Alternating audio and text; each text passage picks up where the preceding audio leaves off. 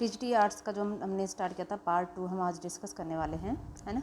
यहाँ पर मैं आपको थोड़ा सा मैंने सोशल स्टडी वाला थोड़ा सा क्वेश्चन बताया था। वीडियो थोड़ी बहुत लंबी हो रही थी इसलिए इसको पार्ट 2 बनाना पड़ा इसका। देखिए 61 का क्या कहता है, भाभा एटॉमिक रिसर्च सेंटर कहाँ पर थी, आपके ट्राम्बे में स्थित है, ट्राम्बे। ठीक है, ऑप्शन नंबर बी इसका राइट आंसर हो जाएगा आपका।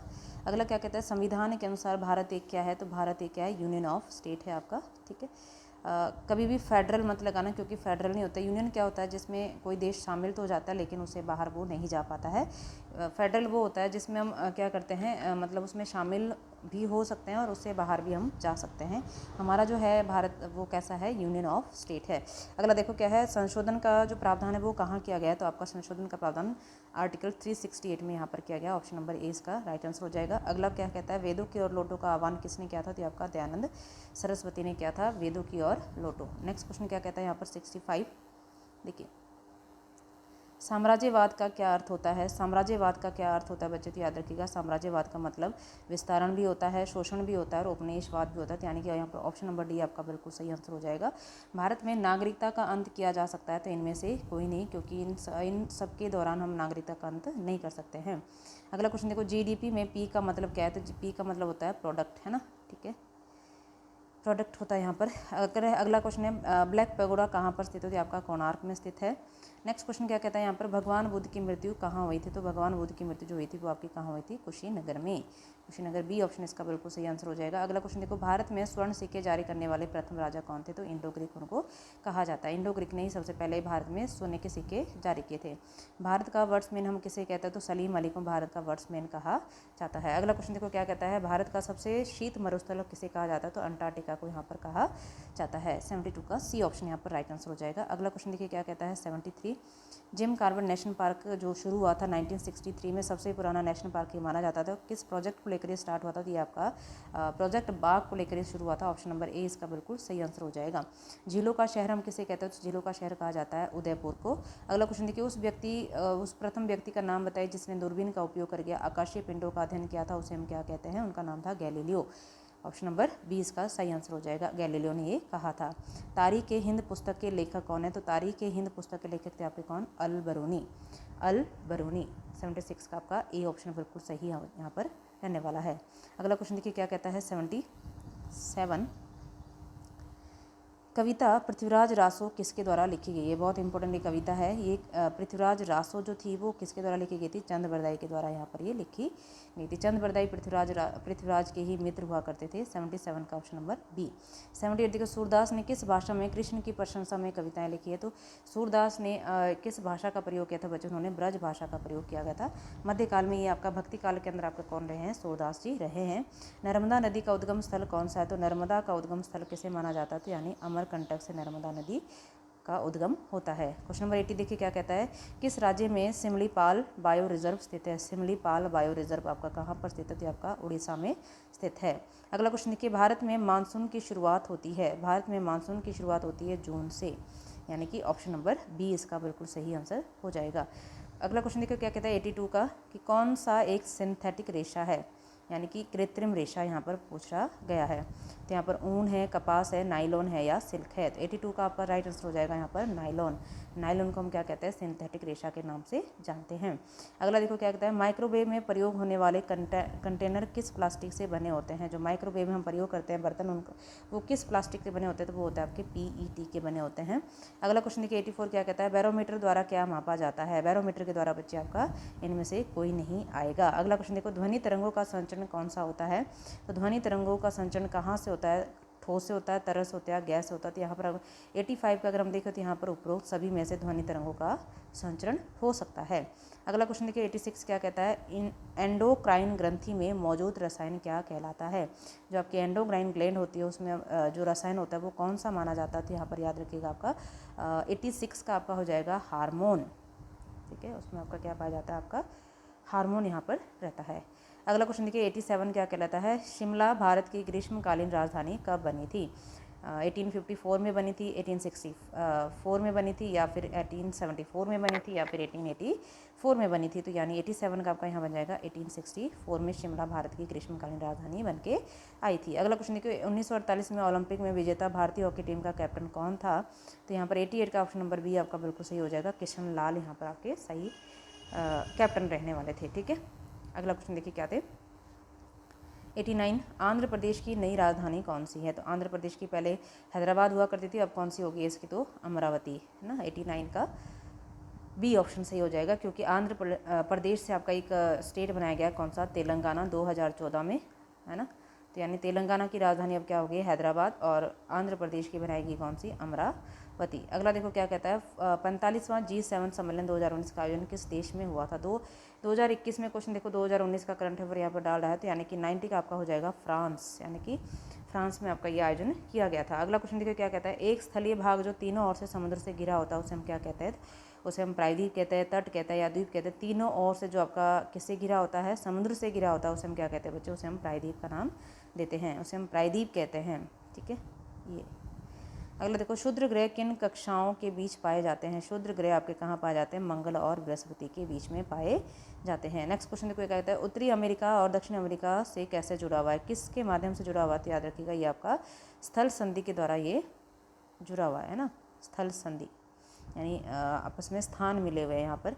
अगला देखो, सह्याद्री को अन्य किस नाम से जाना जाता है? सह्याद्री एक पर्वत का नाम है यहाँ पर, तो 94 का आपका यहाँ पर हो जाएगा पश्चिमी घाट के नाम से हम इसको जानते हैं। अगला क्वेश्चन देखो क्या कहता है, 95, किस उद्योग में बॉक्साइड कच्चे माल के रूप में उपयोग किया जाता है? तो 95 का यहाँ पर हो जाएगा ऑप्शन नंबर ए, यानी कि एल्यूमिनियम।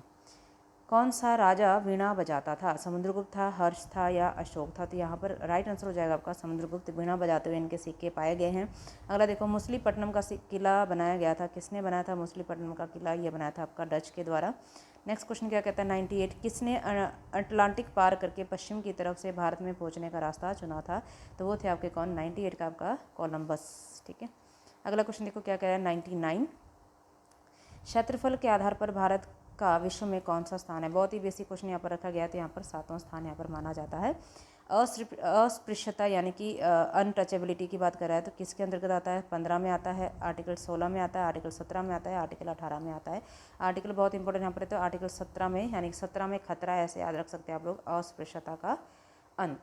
नेक्स्ट क्वेश्चन देखो क्या कहता है, 101, प्रथम लोकसभा के अध्यक्ष कौन थे? तो पहले लोकसभा के अध्यक्ष यहाँ पर जो माने जाते हैं वो थे आपके कौन? जीबी मावलंकर। अगला क्वेश्चन देखो क्या कहता है, संवैधानिक उपचार का अधिकार किसके अंतर्गत आता है? बहुत ही बेसिक यहाँ पर क्वेश्चन कहिए तो मूल अधिकार में आता है ये।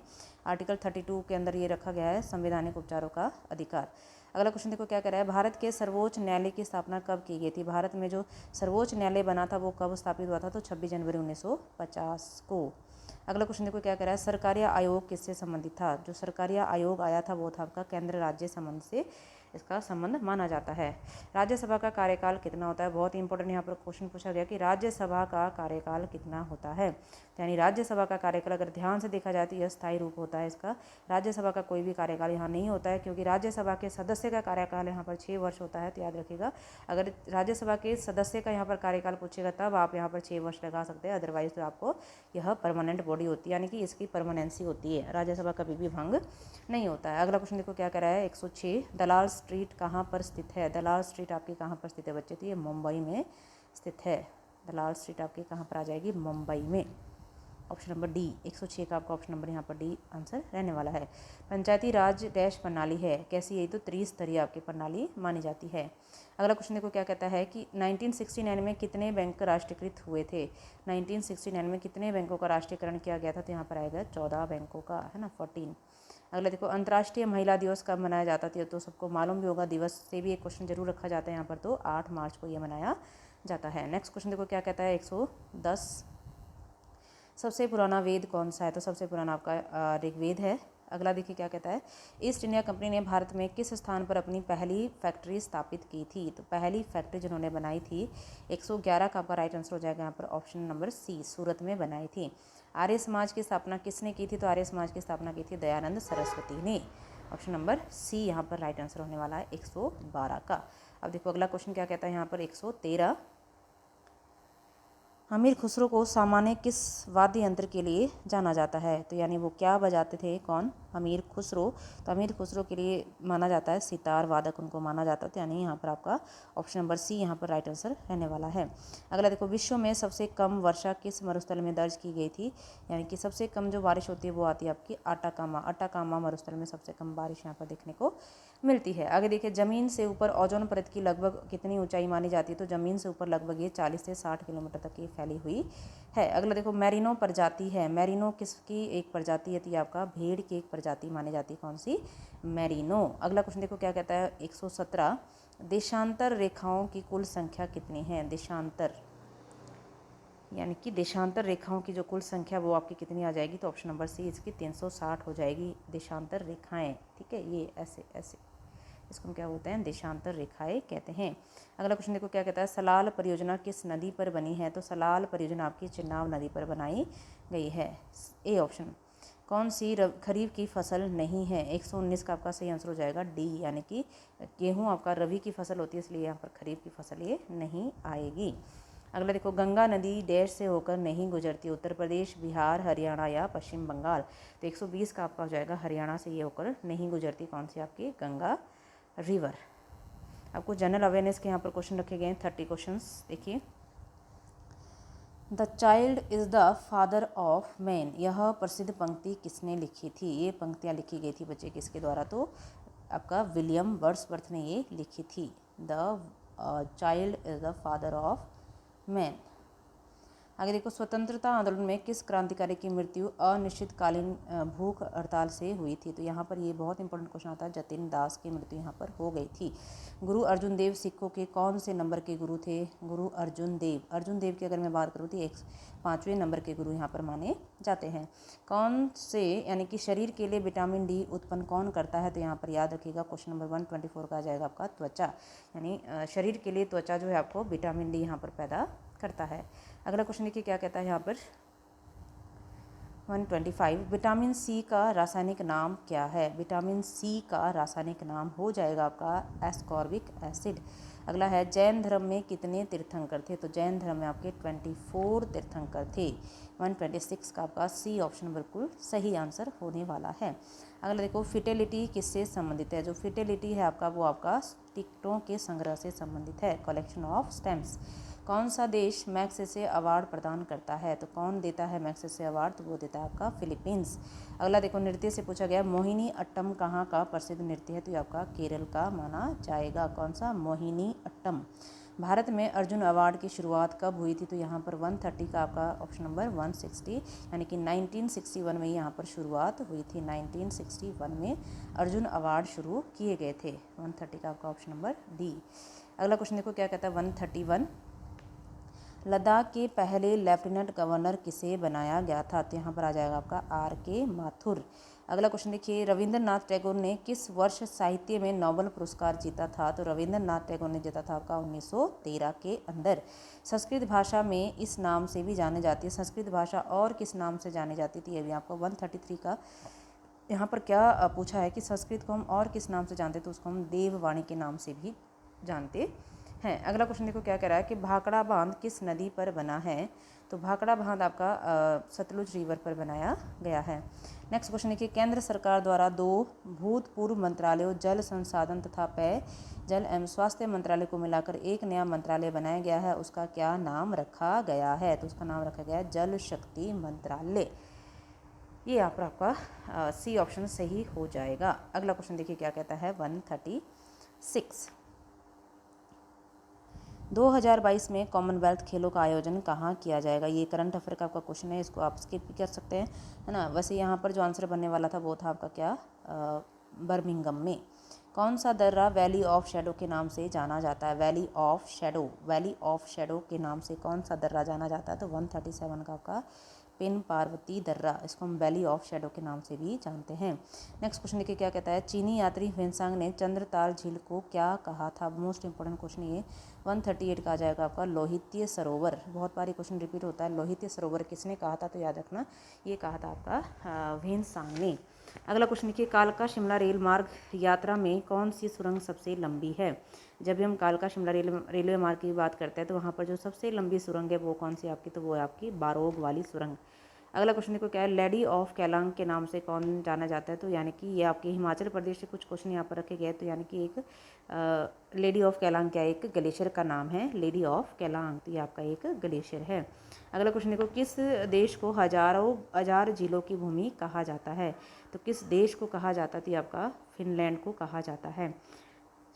42 देखिए, 142 क्या कह रहा है, किस देश के संग भारत की सबसे लंबी सीमा ज़मीनी की बात कर रहा है कि ज़मीन के साथ जो लगती है वो कौन सी आएगी, तो वो आएगी आपकी 142 में। अगर देखें तो बांग्लादेश है ना, लैंड वाली जो बाउंड्री जो साझा करता है वो आपकी बांग्लादेश के साथ सबसे लंबी यहाँ पर आ जाती है। अगला देखिए, कौन संयुक्त राष्ट्र सुरक्षा परिषद का स्थायी सदस्य नहीं है?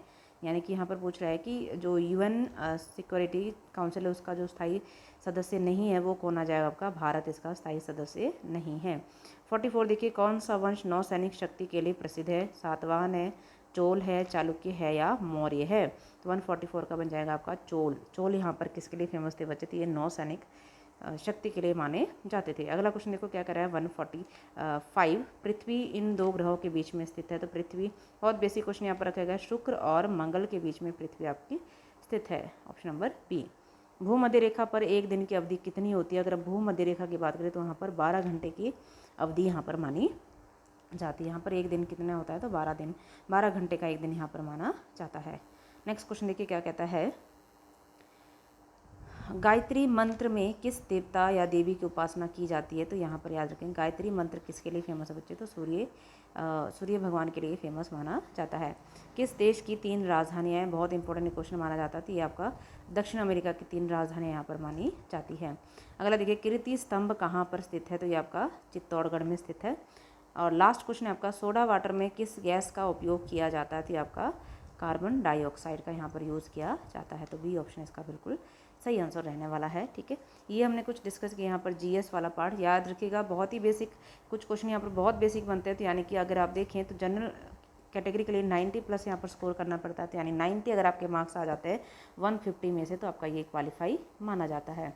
ठीक है, तो याद रखिएगा, यहाँ पर ज़्यादा भी कठिन ही रखे जाते हैं। साइकोलॉजी के भी थोड़े बेसिक से क्वेश्चन रखे जाते हैं और आपका इंग्लिश के भी थोड़े बेसिक क्वेश्चन है। आपको जीएस वाला पार्ट भी यहाँ पर थोड़ा सा बेसिक रखा जाता है। ठीक है, अगर आपको मेरी वीडियोज़ अच्छी लग रही हो तो प्लीज़ आप लाइक, शेयर और सब्सक्राइब करना ना भूलें, है ना। लाइक ज़रूर करें और अपने मित्रों के साथ शेयर ज़रूर कीजिएगा, क्योंकि इन वीडियोज़ को बनाने में थोड़ी सी मेहनत तो ज़रूर लगती है। ठीक है, और मेरी मेहनत अगर अच्छी लगी हो तो प्लीज़ कमेंट ज़रूर कीजिएगा। अगर किसी क्वेश्चन में आपको डाउट रहता है तो वो भी आप मुझे कमेंट सेक्शन में छोड़ सकते हैं। थैंक यू, आज के लिए इतना ही। कल हम नेक्स्ट पेपर की बात करेंगे, कोई सा भी, है ना। प्रीवियस ईयर के पेपर कुछ सॉल्व कर लेते हैं, उसके बाद कुछ प्रैक्टिस सेशन लगाएंगे इसमें, जो कि आपका टीजीटी आर्ट्स को लेकर यहाँ पर मोस्ट इंपॉर्टेंट रहने वाले हैं। ठीक है, आज के लिए इतना रखते हैं। Thank you so much. आपका दिन शुभ हो।